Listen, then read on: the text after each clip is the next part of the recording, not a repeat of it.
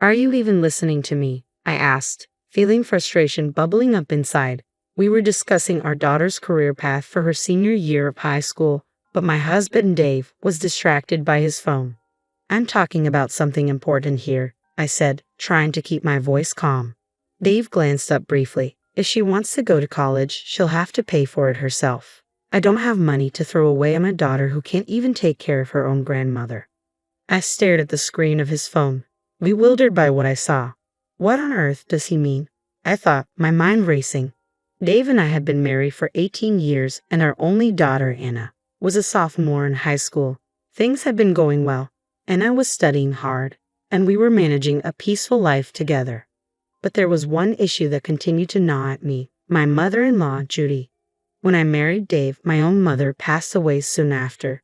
At the funeral, Judy had made a series of inappropriate comments. "Mom, you're my son's wife now. Don't waste your tears on this," she had said, completely insensitive to my grief. Her comments didn't stop there. The reason she died so young was because of her own bad behavior, Judy had added, making a mockery of my mother. I was stunned into silence, and Dave, furious at his mother's cruelty, had told her to leave. Since then, we had cut off contact with Dave's side of the family. My anger towards Judy had dulled over time, but the thought of never seeing them again lingered. They were, after all, Anna's grandparents. Then we received the news of my father-in-law's death. Despite the strained relations, we attended the funeral. Judy, who I hadn't seen in years, appeared frail and grief-stricken. She seemed genuinely heartbroken, and I wondered if she was truly mourning the loss of her husband.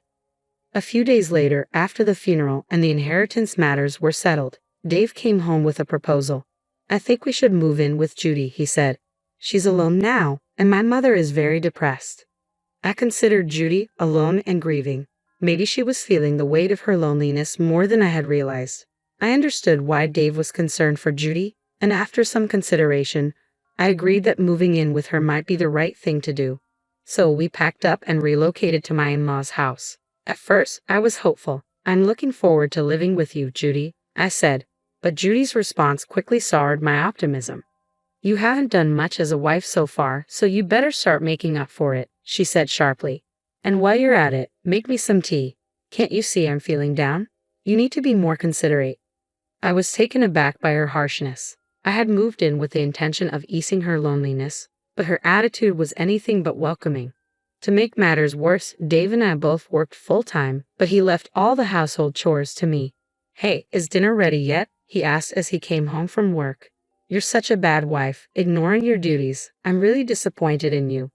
I couldn't understand why Judy was constantly criticizing me, and it seemed to be getting worse. Judy's discontent didn't stop with me. She started targeting Anna too. "Hey, please fold the laundry," Judy would demand. "But I'm studying right now," Anna would respond. Judy's reply was stinging. "What a charmless girl you are, just like your mother. You can't even obey your elders. Girls should be helping around the house instead of just studying." Anna, going through a rebellious phase, snapped back. "Studying is important. Doing house chores all the time isn't useful." Judy's frustration boiled over. "You're such a useless child." The tension between Judy and Anna escalated rapidly, and the situation grew increasingly strained. It was clear that the relationship was deteriorating fast. I found myself regretting our decision to live with Judy, questioning why I had agreed to this in the first place. Meanwhile, Dave was gradually being swayed by Judy's influence. "Welcome home, honey," Judy greeted him as he walked in. "Let me take your bag and jacket. You should sit and relax." "Thanks," Dave replied, settling into a chair. Judy turned to me with a disapproving look. "It's a wife's job to serve her husband," she said. "I'd like to teach Clara how to be a good wife, but it's difficult when she's unmotivated and doesn't take me seriously." I could hardly believe what I was hearing. Dave, under Judy's influence, defended her whenever she lied or complained, ignoring what Anna and I had to say. "Clara and Anna are always harassing me," Judy complained. "Please do something about it." "That's disgusting," I said. "I've never harassed her. She always crumples up my laundry and treats me terribly," Judy continued. "I've never done that," I protested. "She's the one who complains and harasses me constantly." "How dare you talk like that?" Judy snapped. "You're not being a good wife at all. It's all thanks to me that you're able to live comfortably. You know that, right?" Dave, believing Judy's lies, began to lash out at me and Anna. As this turmoil became a regular occurrence, Anna was about to start her senior year of high school. The situation reached a new low on the day of a parent-teacher conference at her school. I made it a point to attend every parent-teacher conference and always kept Dave informed about what was discussed. That evening, we were in the living room after dinner, discussing Anna's college plans. Anna's considering several colleges with strong programs in her field, I said. Her teacher mentioned that if she's set on this particular college. Are you even listening to me? I interrupted, noticing that Dave was absorbed in his phone. He didn't look up or show any interest, just like he had been last year. I'm talking about something important here, I persisted. Shut up, Dave retorted. If she wants to go to college, she'll have to pay for it herself. I don't have money to waste on a daughter who can't even look after her own grandmother. I was taken aback by his response. What are you talking about? What do you mean, stupid? I don't have any money of my own, and you're being incredibly irresponsible. You have some nerve relying on me for money when it suits you. Dave snapped. You're just like your mother. I wonder how she raised you to be so entitled. My daughter, Anna, who had been listening, confronted Dave. His anger flared up, and Judy chimed in, taking Dave's side. If the mother is inadequate, the daughter will be too, Judy said. A daughter who doesn't know her place and gets too big for her britches doesn't deserve any support. That's right, Dave agreed. Why should I pay for a selfish, ungrateful daughter? Dave's words cut deep. I couldn't believe he was calling Anna selfish. We had been saving diligently for her college education, and it wasn't as if we were broke. I reached my breaking point. I couldn't stand Dave and Judy's disdain, fueled by their dislike for us. If you're going to be this insistent about money, then fine, I said, my frustration boiling over. I'm filing for divorce. The words felt like a release. You won't be able to afford Anna's college fees on your own, you know. Dave scoffed. If you want a divorce, go ahead. I don't want a useless wife who can't even support her own husband's family. And I certainly don't want a daughter who's been raised by such an idiot. He continued, the savings we've accumulated will be used for my family, especially my mother. Don't count upon any of it. Fine, I said, trying to keep my composure. I hope you live in a world where your arrogance is tolerated. Dave's anger flared, and he looked down at me with disdain. I met his gaze with a defiant laugh. Don't worry about the money, I told Anna gently. Just come with me. Anna, bewildered by the sudden turn of events, remained silent. You're going to run to your father and cry, aren't you? I continued. He must be so annoyed that you depend on him at your age. But I guess it's not surprising since he raised you to be his idiot daughter. I added, you get angry when people speak badly about your family, yet you're quick to judge others. You're so contradictory. When Anna heard my words, she seemed to come to a realization. Let's go now, Hannah, I said. Okay, Mom, I'm coming with you, she replied. So Anna and I left my in-laws' house and decided to stay at my parents' place for the time being. A few days later, I instructed my lawyer to move forward with the divorce and sent a certified notice to Dave. Not long after, Dave showed up at my parents' house. What are you doing here? I asked, opening the door. I'm so sorry. I apologize sincerely. Dave pleaded. I don't want a divorce. Please come back home. He looked at me with a pitiful expression and tried to cling to me. I was stunned by his audacity. I had already suspected that our joint savings were dwindling. When I requested a background check from the credit card company, I discovered that Dave had been spending money at a club, entertaining hostesses. It seemed he had been preparing for the divorce in secret. Dave was known at the club as a customer that hostesses avoided. In his desperation, Dave had proposed to one of the club hostesses, claiming he wanted to marry her. I'm going to divorce my wife, so marry me, he had said. What are you talking about? The hostess had replied, clearly uninterested. I truly love you and can make you happy, Dave insisted. I'm not interested, she had said, rejecting his proposal. When Dave's advances were repeatedly turned down, he became a nuisance. Eventually, he was banned from the club, and his contact information was blocked. Still undeterred, Dave waited near the club, hoping for another chance. I'm serious, he pleaded. Please just listen to me. I have to go to work now, the hostess said firmly. Please, I need to talk to you, Dave persisted. I'm in a hurry, she responded, leaving him behind. When Dave attempted to speak with the club hostess directly, she rejected him coldly. His persistent behavior did not go unnoticed. His colleagues at work began to shun him. When his boss learned about Dave's nighttime escapades, he was summoned for a serious discussion. "I hear you've been stalking a club hostess," the boss said, clearly unimpressed. "I'm not too fond of that kind of behavior." Dave, still fixated on his pursuit, responded, "I'm serious about our relationship and thinking about marrying her. I really love her." "I understand your feelings," the boss replied, "but I'm not sure she shares the same intentions. If you speak with her properly, she might understand."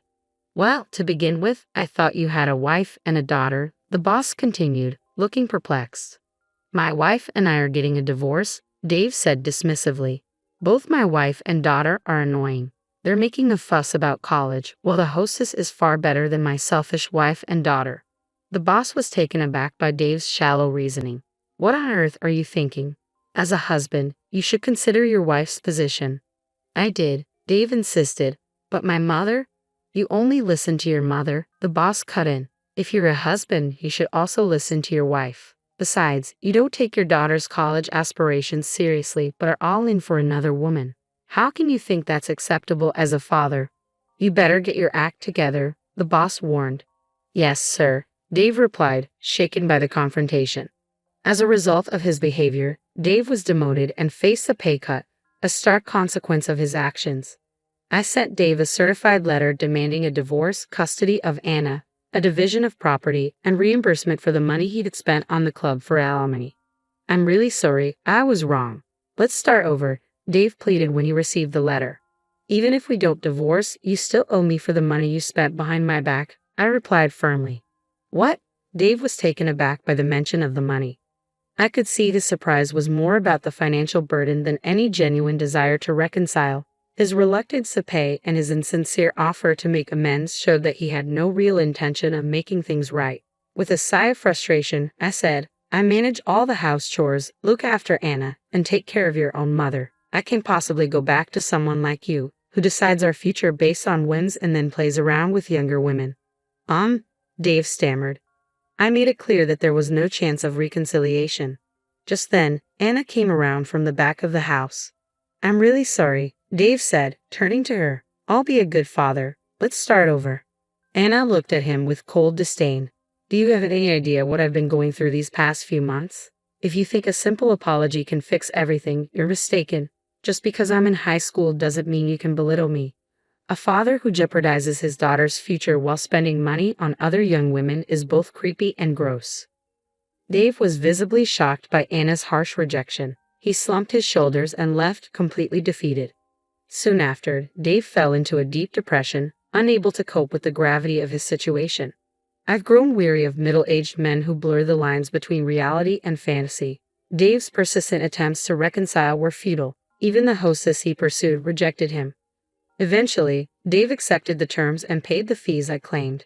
The money he spent on the club and the alimony was covered by my ex-father-in-law's inheritance, but it wasn't enough. The remaining balance was paid in installments.